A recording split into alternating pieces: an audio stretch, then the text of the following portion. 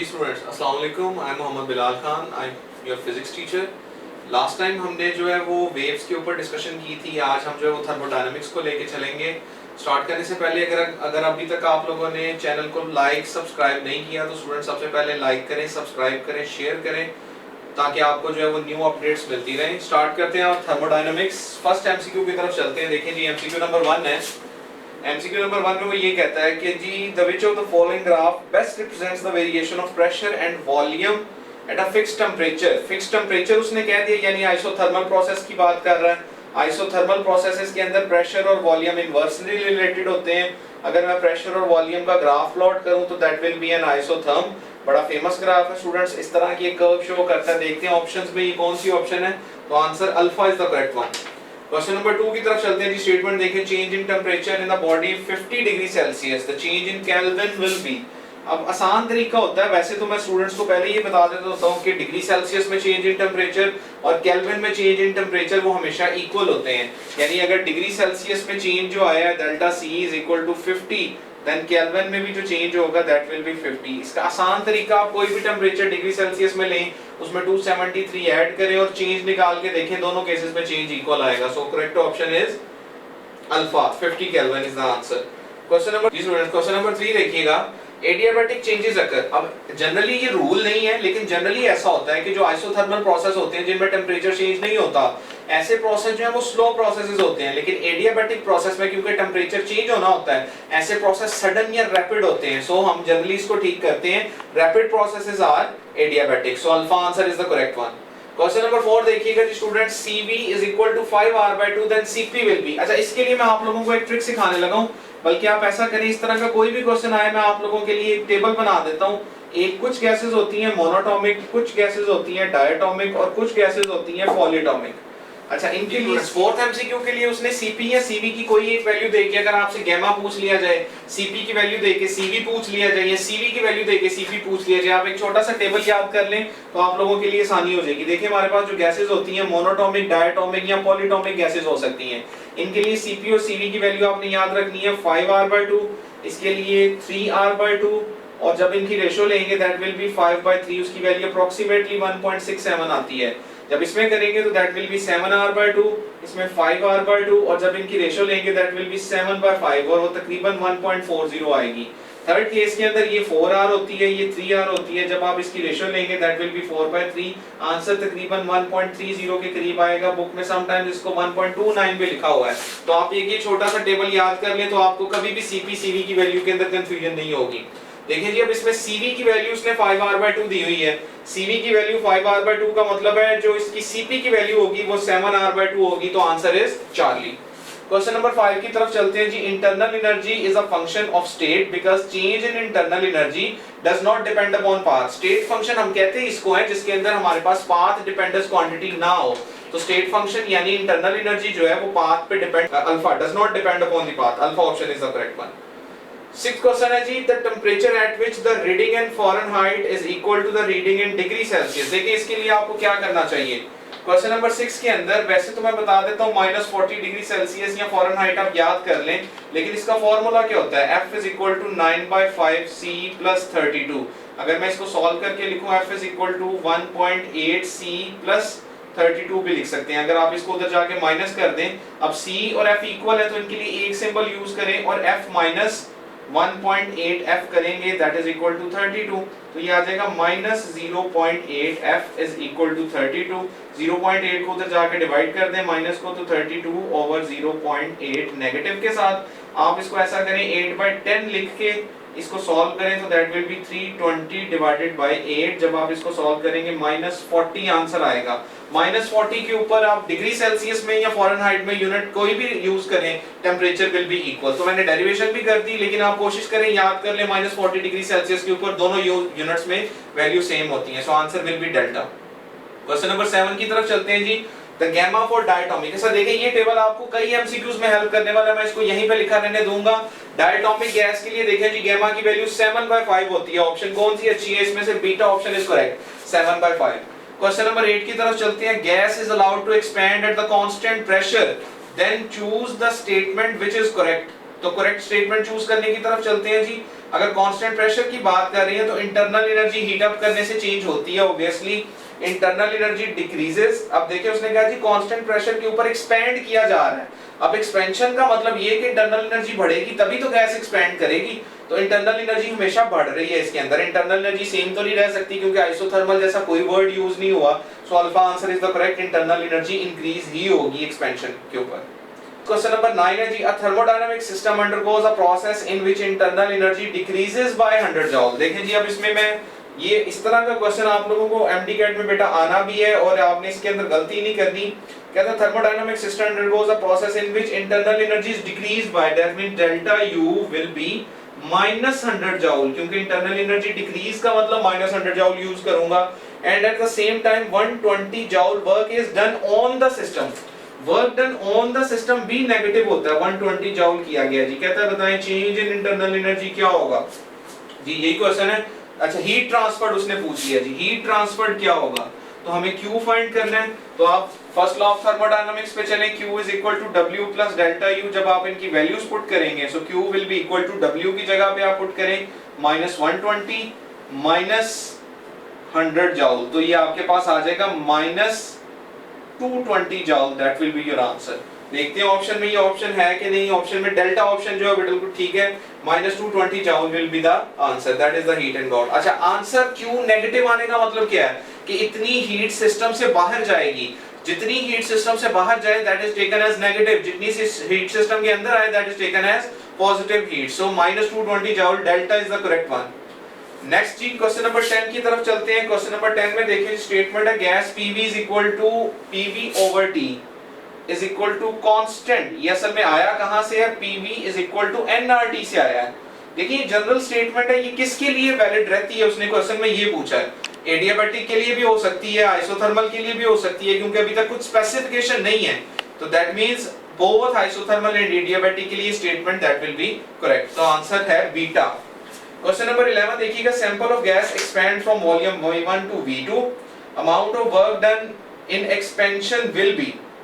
किसमें ज्यादा होता है अमाउंट ऑफ वर्क डन। देखें इसके आंसर के लिए आप लोगों को याद रखना चाहिए कि वर्क डन जो है वो हमेशा सबसे ज्यादा आइसोबैरिक प्रोसेस के अंदर होता है, उसके बाद इससे जो लेसर वर्क है वो आइसोथर्मल प्रोसेस के अंदर होता है, और जो सबसे कम वर्क है वो एडियाबैटिक प्रोसेस के अंदर होता है। अच्छा आइसोकोरिक के अंदर तो वर्क होता ही नहीं है, इसलिए मैं इसको अंदर कंसीडर ही नहीं कर रहा। तो आइसोबैरिक, इसकी वजह भी सुन लें कि इसके अंदर जो ग्राफ बनता है ना, उस ग्राफ के अंदर जो एरिया है वो सबसे ज्यादा आने की वजह से मैं ये कहता हूं कि आइसोबैरिक के अंदर जो है वर्क डन सबसे ज्यादा होता है, लेकिन प्रोसेस जो है वो एक्सपेंशन होना चाहिए, एक्सपेंशन में आइसोबैरिक में वर्क सबसे ज्यादा होगा। So answer is Charlie. जी स्टूडेंट्स क्वेश्चन नंबर 12 में देखिएगा, during adiabatic expansion 2 mole of gas change in internal energy is 100। अगर मैं first law of thermodynamics use करूं तो एडियाबैटिक प्रोसेस में Q को 0 पुट करेंगे, W will be equal to minus delta U, that means अगर चेंज इन इंटरनल एनर्जी जो है दैट इज 100 जूल, तो work done will be -100 joule. तो इसमें ऑप्शन कौन सी बनती है जी, Charlie option is the correct one. Next देखिए जी क्वेश्चन नंबर 13 के अंदर, क्वेश्चन 13 की स्टेटमेंट है in an isothermal process. Isothermal process का मतलब टेंपरेचर सेम रहना चाहिए। If the pressure of a gas is if the pressure of a given mass of a gas of volume V is increased 10 times, तो कहता है जी अगर 10 times pressure बढ़ा दिया जाए तो वॉल्यूम पे क्या फर्क पड़ेगा। देखें जी आइसोथर्मल प्रोसेस का मतलब pressure is inversely proportional to volume. अगर आपने प्रेशर को 10 टाइम्स इंक्रीज किया है तो वॉल्यूम 10 टाइम्स डिक्रीज करेगा, और वॉल्यूम 10 टाइम्स डिक्रीज करने के साथ साथ हीट सिस्टम से बाहर आएगी। ऑप्शन कौन सी ठीक बनती है जी, देखें volume will become V/10 and heat will be given out. Heat बाहर आएगी क्योंकि सारी बात है आप उसका प्रेशर इंक्रीज कर रहे हैं, तो हमें हीट आउटवर्ड सिस्टम से बाहर मिलेगी। Option alpha is the correct one. Question number 14 देखिएगा students, in an adiabatic process P V की power gamma is equal to constant, then gamma will be. Students तो इसकी गामा की हमें भी इस तरह की फॉर्म भी लिख सकते हैं, gamma is equal to Cp/Cv। हम लोगों ने पढ़ा हुआ है Cp - Cv is equal to R, यानी अगर यहां से मैं Cp की वैल्यू निकालना चाहूं तो that will be Cv plus R। ये वैल्यू अगर मैं यहां पे पुट करूं तो gamma will be equal to Cv plus R over Cv। जब इसको मैं सॉल्व करूंगा gamma will be Cv over Cv plus R over Cv, तो इसको आ जाएगा 1 प्लस R ओवर Cv, यानी गामा को इस तरह से भी डिनोट किया जा सकता है। सो जो कि क्वेश्चन नंबर 14 के अंदर डेल्टा ऑप्शन में लिखा गया। सो क्वेश्चन 14 की डेल्टा ऑप्शन ठीक है। ये वाला टेबल मैं ऐसा रहने दूंगा क्योंकि अगर कोई नेक्स्ट एमसीक्यू भी आए तो हम इसी से डिस्कस कर लेंगे, सो मैंने इसको इरेज नहीं किया। सो नेक्स्ट देखते हैं जी, क्वेश्चन नंबर 15 की तरफ चलते हैं। क्वेश्चन नंबर 15 की स्टूडेंट स्टेटमेंट है, which of the following is incorrect regarding to the law of thermodynamics. तो ऑप्शंस पढ़ने लगा हुआ जी। फर्स्ट ऑप्शन है, it introduces the concept of internal energy. देखिए जी, ये बात तो जो है वो इसके बारे में जो है वो स्टेटमेंट ठीक है, इंटरनल एनर्जी का कांसेप्ट इंट्रोड्यूस करवाया है। बीटा में introduces the concept of entropy. देखिए फर्स्ट लॉ ऑफ थर्मोडायनामिक्स में एंट्रोपी तो कहीं पे भी इंट्रोड्यूस नहीं करवाई गई, लेकिन पहले बाकी ऑप्शंस पढ़ेंगे फिर हम इसको गलत कहेंगे। चार्ली में कहता है it is not applicable to any cyclic process. ये भी बात गलत है, it is applicable to cyclic process, लेकिन उसमें चेंज इन इंटरनल एनर्जी को हम जीरो पुट कर देते हैं। डेल्टा में कहता है जी it is restatement of the principle of conservation of energy. ये भी बिल्कुल ठीक है, दैट मींस एक ही ऑप्शन गलत है, दैट इज बीटा। तूने ये पूछा इनकरेक्ट स्टेटमेंट कौन सी है, तो beta is the answer. Next है जी question number 16, the slope of PV graph for a process which is carried out at a constant pressure take v along x axis and pressure along y axis। तो कहता है जी इसकी slope बताएं, p over v की slope क्या होगी। देखिए जी, अगर हमने कह दिया कि जी प्रोसेस जो है that is carried out eight constant pressure, तो स्लोप निकालने का तरीका ये होता है कि अगर हमारे पास प्रेशर को मैं y एक्सिस पे, वॉल्यूम को इस एक्सिस के ऊपर रखूं, तो ग्राफ कैसा सा भी हो, चाहे वो इस तरह का ग्राफ है या कोई भी शेप है, तो स्लोप का कॉन्सेप्ट ही क्या है, slope means delta p over delta v, यानी change in pressure over change in volume. अगर हम कांस्टेंट प्रेशर की बात कर रहे हैं तो डेल्टा p तो जीरो हो गया, दैट मींस ग्राफ की स्लोप भी क्या हो जाएगी, जीरो हो जाएगी। तो इसमें से जो करेक्ट ऑप्शन है that is zero, beta. Question number 17 की तरफ चलते हैं जी। क्वेश्चन नंबर 17 की स्टेटमेंट देखिएगा, molar specific heat of a body is infinity. It means, देखिए पहले तो मोलर स्पेसिफिक हीट को मैं डिफाइन कर देता हूं। मोलर स्पेसिफिक हीट का मतलब है amount of heat required to raise the temperature of 1 mole to change its temperature 1 kelvin. ये स्टेटमेंट है। अब देखिए अगर आइसोथर्मल प्रोसेस होगा तो डेल्टा टी तो जीरो हो गया, जिसकी वजह से something over zero that will B undefined या इंफिनिटी। तो ये इंफिनिटी होने के तभी चांसेस है जब मैं आइसोथर्मल प्रोसेस की बात करूंगा। देखिए ऑप्शंस पढ़ते हैं जी। हीट इज गिवन आउट, नहीं जी ऐसा कोई रूल नहीं है। हीट इज टेकन आउट, ऐसे में भी इंफिनिटी नहीं होता। No change in temperature whether it takes the heat और नॉट। देखिए चेंज इन टेंपरेचर अगर नहीं होगा तो फिर अनडिफाइंड या इंफिनिटी हो जाएगा। सो दैट मींस यही हमारी ऑप्शन जो है that is the correct one. So Charlie is the correct answer of question number 17. Question 18 की तरफ चलते हैं जी। 3 containers filled 1 kg of each। एक में 1 kg वाटर है, एक में 1 kg आइस है, एक में 1 kg वेपर्स हैं। टेम्परेचर जो है वो 0 डिग्री सेल्सियस है। Which of the following is true about the internal energies of the substance। जबकि उसने सेम टेम्परेचर जब कह दिया है तो याद रखें जब सेम टेम्परेचर की बात आ गई तो सेम इंटरनल एनर्जी, क्योंकि टेम्परेचर और इंटरनल एनर्जी सेम ही चीजें होती हैं। सिर्फ हम मैक्रोस्कोपिकली टेंपरेचर मेजर करते हैं, माइक्रोस्कोपिकली हम जो है वो इंटरनल एनर्जी मेजर करते हैं। वरना वो जब भी टेंपरेचर सेम कह देगा तो इंटरनल एनर्जी भी सेम होगी। याद रखिएगा temperature same, that means internal energy भी सेम होगी और डेल्टा यू जो है दैट विल बी जीरो। ठीक है, तो आइसोथर्मल प्रोसेस के लिए ये रूल वैलिड रहता है। क्वेश्चन नंबर 19 देखिए जी। क्वेश्चन नंबर 19 में कहता है जी state of an ideal gas is changing isothermally. और गैस का जो ग्राफ बनाया उसने वो कुछ इस तरह से बनाया है कि ग्राफ यहाँ से यहाँ तक आया है। आइसोथर्मली ये प्रोसेस हुआ, this point is 1, this point is 2। Question उसने पूछ लिया कि what is the change in internal energy. देखिए जब उसने आइसोथर्मल कह दिया टेंपरेचर सेम तो internal energy same, change zero होगा। ये उसी क्वेश्चन की अगली लीड थी कि change in internal energy will be zero, so delta is the correct answer. Next देखिए जी। क्वेश्चन नंबर 20 में वो कहता है gas expends 0.75 millimetre cube at a constant pressure of 500 the work done will be। देखिए आसान काम है, इसका वर्क डन निकालने का तरीका होता है प्रेशर को चेंज इन वॉल्यूम से मल्टीप्लाई कर दें। So work done will be equal to, pressure की वैल्यू मैं 0.75 फुट कर रहा हूँ, स्टैंडर्ड यूनिट है मीटर क्यूब तो उसको ऐसे लिखा रहने दें। चेंज इन वॉल्यूम 500 और इसका भी यूनिट स्टैंडर्ड है तो मैं इसको ऐसे लिखा रहने दूंगा। इसको कन्वर्ट करते हैं हम 75/100 मल्टीप्लाइड बाय 500। ये 20 से कैंसिल कर दें, जब इसको मल्टीप्लाई करेंगे तो that will B 375 joule. Multiply भी करना आसान है, 5 × 5 25, 5 लिख के 2 कैरी ले लें, 7 5 35 और 37 हो जाएगा। सो 375 joule is the answer which is option beta. So question 20 की ऑप्शन बीटा ठीक है। नेक्स्ट देखिए जी 21 में कहता है जी direction of flow of heat between the bodies is determined bye.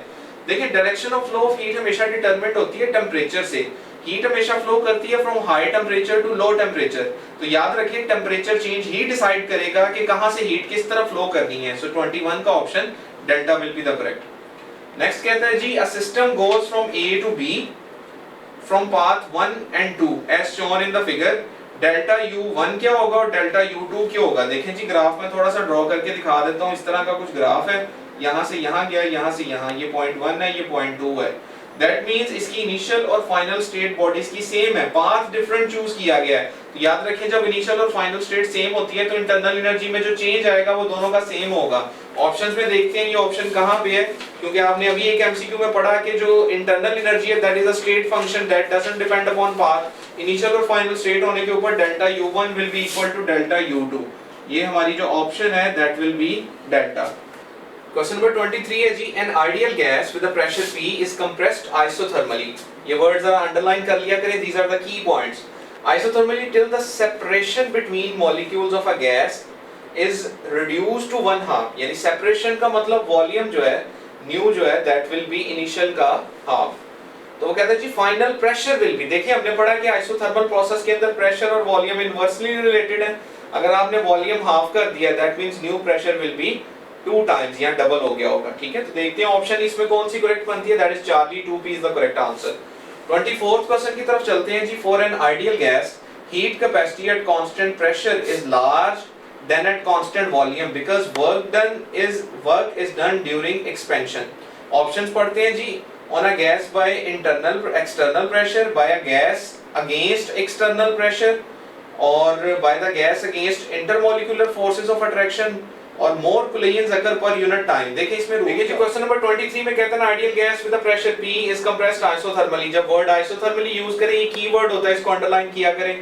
till the separation between the molecules of the gas is reduced to half, separation reduce करने का मतलब वॉल्यूम रिड्यूस कर दिया गया, हाफ V/2 हो गया। तो आइसोथर्मल प्रोसेस में प्रेशर और वॉल्यूम इनवर्सली रिलेटेड होने की वजह से वॉल्यूम अगर हाफ हुआ तो प्रेशर डबल हो जाएगा। सो correct option is Charlie. Next देखिए जी, नेक्स्ट कहता है for an ideal gas the heat capacity at constant pressure is high and constant volume पे वो लो होती है। ऑब्वियसली क्यों होता है मैं पहले समझा देता हूं। जब हमें किसी ऐसे गैस जार को जिस पे constant pressure let's say atmospheric ही लग रहा है, इसको हीट अप करने के ऊपर गैस मॉलिक्यूल्स दो काम करेंगे, एक वर्क करेंगे प्लस इंटरनल एनर्जी भी चेंज करेंगे, लेकिन कांस्टेंट वॉल्यूम के अंदर क्योंकि पिस्टन ने तो मूव नहीं करना, सो वर्क डन तो जीरो होगा, सिर्फ इंटरनल एनर्जी राइज करेगी। That's why CV will be lesser. तो इसका मतलब कि जो work done by the gas against external pressure हो रहा होता है, ये वर्क जो है ना that is by gas external pressure के अगेंस्ट हो रहा है, इस वजह से CP जो है that is greater and CV is lesser, इसलिए हमें ज्यादा हीट देनी पड़ती है इस प्रोसेस के अंदर। So that means option beta is correct, work is done by the gas against external pressure, तो that is the correct answer. 25 की तरफ चलते हैं जी, air container saturated water vapours has a volume V and pressure P। if the volume is made V/3 isothermally then pressure same, वही question repeat हुआ है दोबारा से, लेकिन वैल्यूज चेंज कर दी गई हैं। क्वेश्चन नंबर 25 के अंदर कहता है जी जो वॉल्यूम है वो V/3 हो गया, तो ऑब्वियसली जो न्यू प्रेशर होगा दैट विल बी 3P। ये दोनों तभी सिर्फ कंडीशन वैलिड होती है जब बॉडी का टेम्परेचर जो है वो सेम रह रहा हो, यानी आइसोथर्मली हम कोई प्रोसेस कर रहे हैं, तभी ये कंडीशन वैलिड है। देखते हैं जी 3P option is delta. So question number 25 की ऑप्शन डेल्टा ठीक है जी। क्वेश्चन नंबर 26 की तरफ चलते हैं जी। क्वेश्चन 26 में कहता है जी gamma is equal to 1.4। Gamma जो है वो 1.4 या 7/5 रेशो देता था डायटोमिक गैस के लिए। इनमें से देखें जी डायटोमिक गैसेस कौन कौन सी हैं। हीलियम सिंगल है, मोनोटोमिक है, अमोनिया भी और कार्बन डाइऑक्साइड भी, ये पॉलीटोमिक आ गई, लेकिन ऑक्सीजन जो है वो डायटोमिक गैस है, सो दैट्स व्हाई इसके लिए 1.4 वैल्यू होगी। Beta option is the correct. Question 27 की तरफ चलते हैं स्टूडेंट्स। क्वेश्चन नंबर 27 की स्टेटमेंट पढ़ रहा हूं, the SI unit of molar specific heat. मैंने जब आपको फार्मूला लिखवाया that was Q over N delta T। अगर आप यहां से यूनिट निकालना भी चाहें तो Q का यूनिट जूल, मोल -1 और टाइम यानी टेम्परेचर, चेंज इन टेम्परेचर है तो kelvin -1, so that will be joule per mole per kelvin is the unit of molar specific heat. Option बनती है जी beta, so beta option is correct. At a fixed mass of an ideal gas absorb 1000 joule of heat। absorb 1000 joule of heat का मतलब ये है heat is plus 1000, Q को आप plus 1000 consider करेंगे। expand the constant pressure with a 20 kilopascal, pressure given है जी 20 kilopascal, expand हुआ, that means work जो है वो पॉजिटिव होगा। आगे कहता है जी जो वॉल्यूम में चेंज आया है that is 25 into 10 raised to power -3 metre cube. Find हमने क्या करना है जी, वो कहता है जी, और यहां से वॉल्यूम कहता है जी from this volume to this, यानी ये V1 था और final volume that was 50 into 10 raised to power -3। तो हम फाइंड करने लगे जी what is the change in internal energy. Change in internal energy हमें चाहिए, again first law of thermodynamics से चलते हैं, Q is equal to W plus delta U। तो हमें क्योंकि चेंज इन इंटरनल एनर्जी चाहिए that will be Q minus W is equal to delta U। दोनों फाइंड कर लेते हैं, delta U will be equal to, कितनी हीट दी थी हमने 1000 जूल, माइनस वर्क डन निकालने के लिए मैं pressure into change in volume put करता हूं, न्यूमेरिकली वैल्यू पुट करूंगा, ये 1000 माइनस प्रेशर की जगह पे आप स्टूडेंट्स पुट करें उसकी value that is 20 kilo pascal, यानी 20 into 10 की पावर 3। वॉल्यूम चेंज हुआ है 50 to 25, that means change will be 25 into 10 raised to power -3। -3 को +3 से कैंसिल कर दें, तो ये हमारे पास जब आप 20 को 25 से मल्टीप्लाई करेंगे तो that will be 500, so that means 1000 minus 500, सो हमारा आंसर हो जाएगा 500 joule, that will be the change in internal energy. देखते हैं कौन सी ऑप्शन है जी, that is delta, that is the correct answer. 29 की तरफ चलते हैं, two bodies are in thermal equilibrium which condition must be applied. तो ये याद रखिएगा थर्मल इक्विलिब्रियम का मतलब ये होता है कि बॉडीज का टेंपरेचर सेम है। अब इनमें से ऑप्शन कौन सी है, दे हैव सेम हीट कैपेसिटी, नहीं जी ऐसा कुछ नहीं है। इंटरनल एनर्जीज आर इक्वल, ऐसा भी नहीं है। हम जनरली जब बात कर रहे होते हैं हम मैक्रोस्कोपिकली बात करते हैं कि टेंपरेचर सेम है दोनों का, तो दे have same temperature, that is the correct. यानी इंटरनल एनर्जी और टेंपरेचर में से अगर आपको चूज करना पड़े तो टेंपरेचर वाली ऑप्शन ज्यादा अप्रोप्रिएट है। The limit of absorb electromagnetic radiation is the same, नहीं जी थर्मल इक्विलिब्रियम का ये हरगिज मतलब नहीं होता। So option Charlie is the correct के they have same temperature. Question number 30 की तरफ चलते हैं जी। For hydrogen gas Cp minus Cv is equal to A and for oxygen Cp minus Cv is equal to B, so that relation between A and B is given by। देखिए जी दोनों gases जिसमें भी हम बात करेंगे Cp minus Cv जो है वो हमेशा एक कांस्टेंट फिगर होता है, दैट इज R, जिसे हम जनरल गैस कांस्टेंट या यूनिवर्सल गैस कांस्टेंट भी कहते हैं। चाहे आप वो हीलियम के लिए करें चाहे वो आप किसी भी गैस के लिए करें, Cp minus Cv का जो डिफरेंस है वो हमेशा सेम रहेगा, that means A would be equal to B। देखिए ऑप्शन कौन सी ठीक है जी, बीटा ऑप्शन ठीक है। Thank you so much students, हमने आज जो है वो थर्मोडायनामिक्स की डिस्कशन की। लास्ट टाइम हम वेव्स के टॉपिक के ऊपर हमने बात की थी, आज मैंने आपको बहुत सारे नए शॉर्टकट ट्रिक्स सिखाए हैं। अगर आप लोग इसी तरह इसको सीखते रहना चाहते हैं तो स्टूडेंट्स काइंडली शेयर करें, लाइक करें, सब्सक्राइब करें, बेल आइकन पे जरूर क्लिक कीजिएगा। आप हमारे कॉन्टैक्ट नंबर पे हेल्प के लिए कॉल कर सकते हैं या कमेंट सेक्शन में जाके कमेंट करें फॉर मोर डिस्क्रिप्शन और any Curie. Thank you so much.